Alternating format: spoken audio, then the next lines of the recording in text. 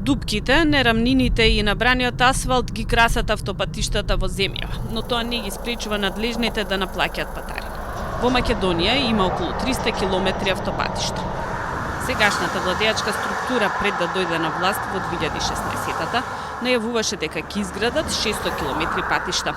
Но изградбата на нови автопати тапка во место, а споро оди и реконструкцијата на постојните. Најчеста причина е што пропаѓаат тендери и се губи време додека да се најде изведувач што ќе гради или што ќе крпи дупки. Автопатот Пријателство од Скопје до Грција по се изгледа не е многу пријателски настроен кон возачите. Дупки на патот, нерамнини и патарини на секој чекор. За околу 150 километри до грчката граница имате 5 патарини за кои во еден правец ќе треба да платите 360 денари. Но само што ќе ја поминете патарината кај Петровец, патот се доградува. И така веќе 2 години. Иако работите требаше да завршат пред 1 година. Најлоша е делницата кај Неготино. Таму се вози 80 км на час и има знак за нерамен коловоз. Патот треба наскоро да се санира.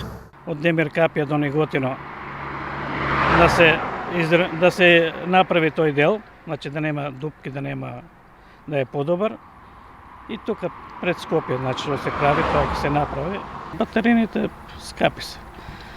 За овие пари, значи треба да има добри автопатишта. Јове Ѓоргиевски е професионален возач на камион веќе 30 години. Дел од кариерата ја поминал и на патиштата во странство.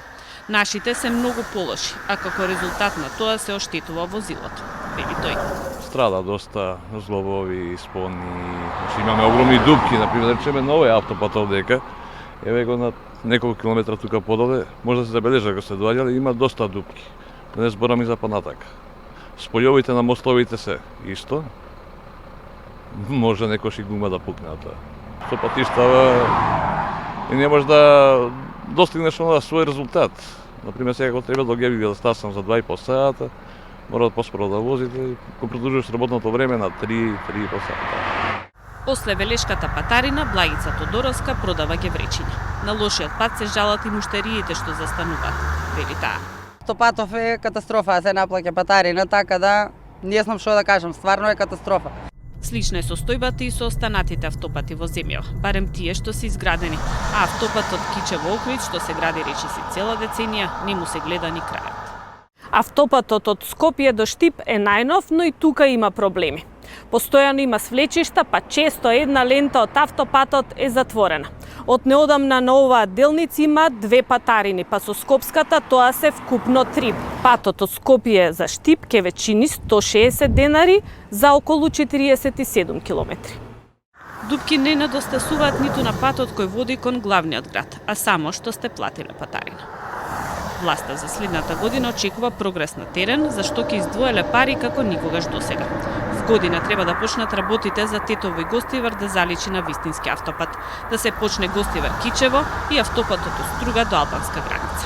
Се најавува и тендер за втората делница од автопатот од Скопје до границата со Косово.